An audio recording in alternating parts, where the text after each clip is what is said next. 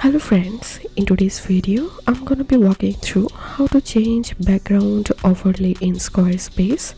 But before getting started this video, make sure to subscribe how to 1 minute. So right now I'm going to changing this background overlay. So I'm clicking on edit and clicking on this pencil icon and selecting background and scrolling down. Here we can see the overlay opacity option. So I'm going to increasing the opacity a little bit, and I'm going to colors, and you can select any color palette from this list and click on save,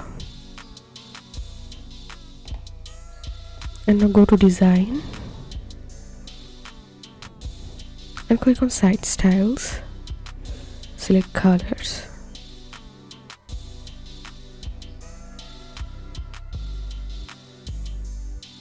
and I'm clicking on my overlay color, and here we can see the background overlay option. So click on this little color icon and click on custom, and now you can select any color for your background overlay.